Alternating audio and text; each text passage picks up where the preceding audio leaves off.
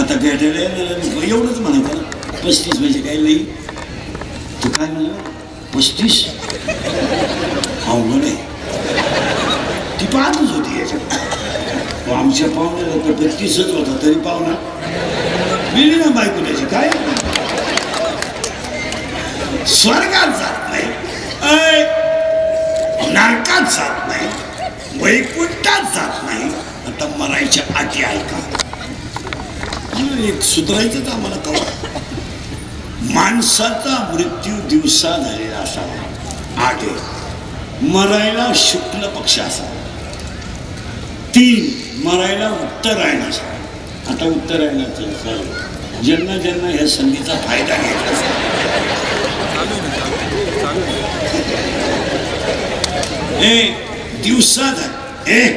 दिवसा झालेला असावा. शुक्ल पक्ष असावा. उत्तर आयन असावा. मारताना इंद्रिय टवटवीत असावे. शरीराचं तापमान समान असावं आणि माणसाचा जेठराग निग्रदिग्ध असावा. म्हणून आज भाऊ पवारला श्रद्धांजली वाहताना 4 श्रद्धांजली सांगतो. एक सगळं जाऊ द्या.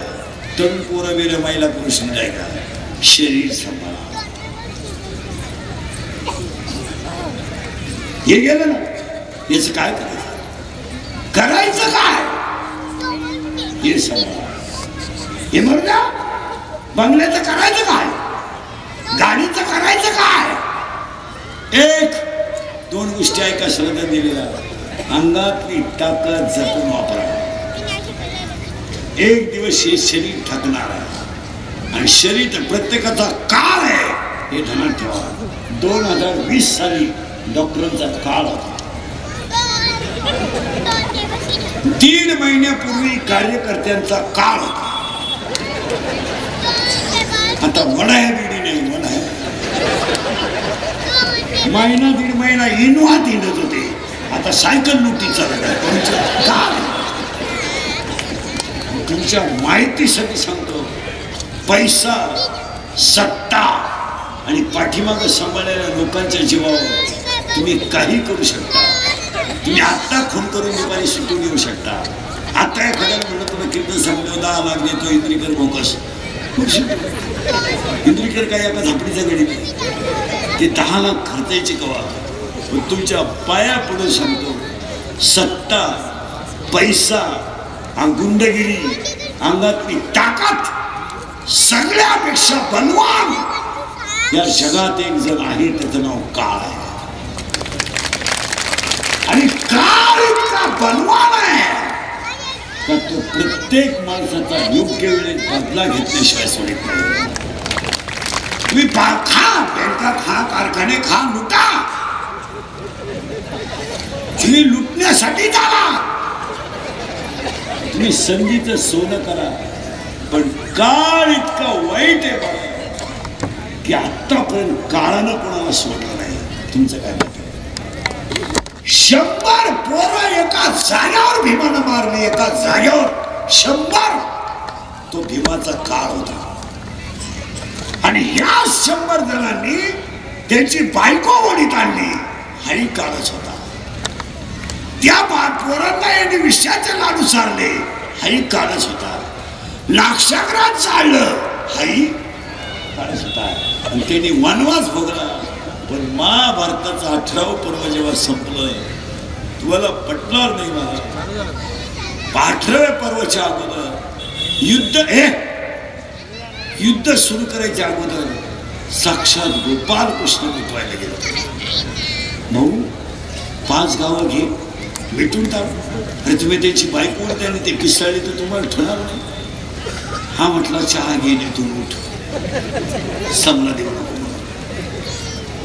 त्यावेळेस गोपाल कृष्णांचं वाक्य आहे, नीट ऐका. मी उठेल आता, पण युद्ध होणार.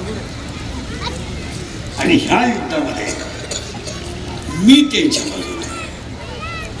आता एवढं कळलं होतं शहाणं व्हावं. एवढं कळलं मी त्यांच्या बाजूला. म्हणजे तुझा कार्यक्रम नाही आहे महाराज. इतके वाईट काळ आला.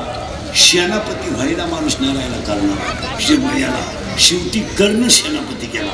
त्या कर्नल सेनापतीचे कपडे घातलेले. म्हणलं भाऊ पहिलं तुझं ऐक, मग ऐक 5 गावं घे, मी तो टाक, मी मारणार.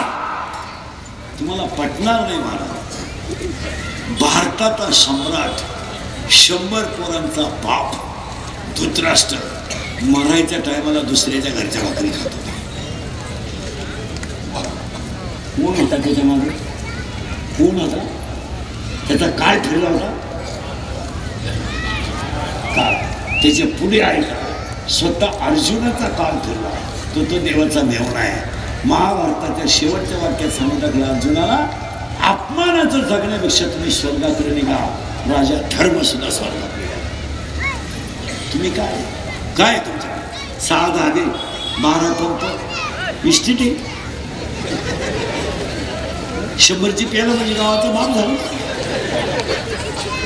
5 वाजता पांढरी केस काळी करायची, भारीतला ब्रँड पाहिजे, बायकोच्या कानपैकी ठेवून द्यायची, म्हणजे मोठे झालं.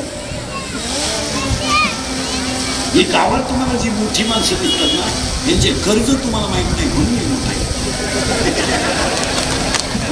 सगळ्या बँकेच्या नोटिसा वाचल्या तर बँकेचा शिपाई यांच्यापेक्षा श्रीमंत आहे. बँकेचा युनिट यांचा ट्रॅक्टर बँकेने नेला तर ह्यांच्या पाहुण्याचं नाव नाही. पाहुणाच भाड्याच्या घरात राहतो, त्याची काय मुतारी नाव देतो. काय हसण्यावारी गोष्टी देऊ नका. तो कोण आहे? आणखी नाही का इतका सांगू का काल कसं? भारताचा सम्राट 100 पोरांचा बाप आला होते परत.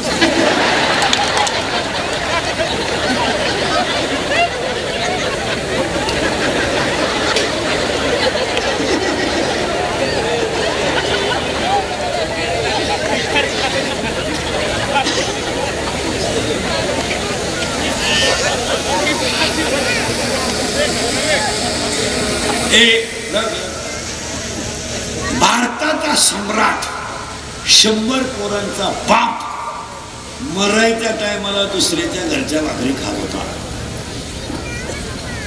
100 पोरं तर मेलीच, पण हा जेवायला यांच्याकडे होता. अजून कोट्याधीश लोक नातवाच्या गुगल्या खात्यात अडकले.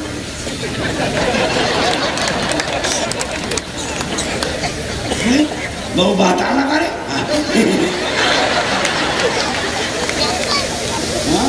जो फक्त बॉईलच कोंबडी हाणीत होता, सरळ कोंबडीच हाणीत होता. आणि मारायच्या टायमाला यांच्या कोणच्या भाकरी खावा लागेल? कोणच्या भाकरी खावा लागेल म्हणजे ज्यांच्याशी आयुष्यभर दुश्मनी काय बघा. आणि हे तिथे जेवायला त्यांच्यात एक गडी डोक्यात कमी होता. भीम ते तब्येतीत मोकार, डोक्यात कमी. असं असतंच. ज्या भूमीला पाला जास्त असतो.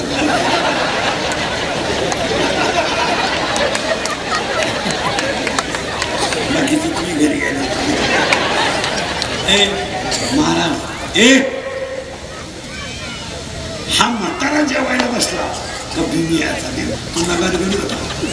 भीम त्याला आल्या आल्या डायरेक्ट म्हणायचा, आंधळ्या माझ्या घरात जेवताना तुला लाज कशी वाटत नाही? तोंडाव वरून त्याने सांगितलं, भाऊ तुझे 100 पोरं म्या मारले, तुला पाणी पाजाय पोरा ठेवला नाही, तुला माझ्या घरात जेवताना लाज कशी वाटत नाही? आणि वरून म्हातारा त्याला म्हणायचा, ते भीम त्याला म्हणायचा, तुझे पोर कशी मारले? मी ऐकून का बाप? ते वाय खायलाच नाही. ते युधिष्ठिरानं त्याला विचारलं, दादा काय म्हणले?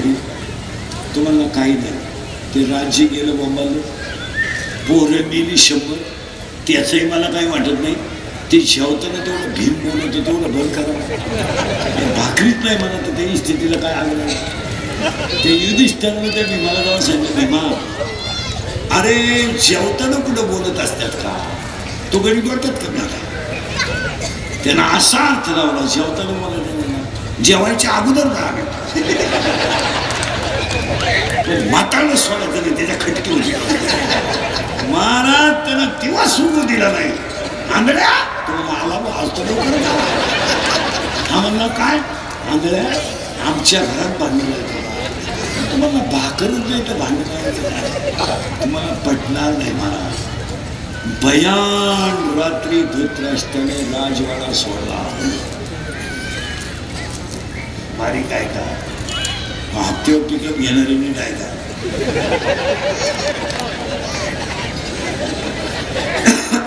भयान रात्री धृतराष्ट्राने राजवाडा सोडला आणि काठी टेकवणारा आंधळा धृतराष्ट्र राज्याच्या बाहेर निघाला. अंधार पडला आणि धृतराष्ट्राचा तोल गेला. हातातली काठी खाली पडली. हे धृतराष्ट्र खाली पडला आणि सावरायला गेलेला धृतराष्ट्र उठायला गेला. परत उठताने धृतराष्ट्राचा हात एका झाडाला लागला. तुम्हाला पटणार नाही, झाडाला आग लागली. झटका बसला धृतराष्ट्राला. धृतराष्ट्राने दुसऱ्या झाडाला हात लावला. भारताचा सम्राट 100 पोरांचा बाप अरण्यात जळून गेला आणि ज्यांचा जगानं छळ केला ते तुकोबाराया जगद्गुरु झाले. हा काळ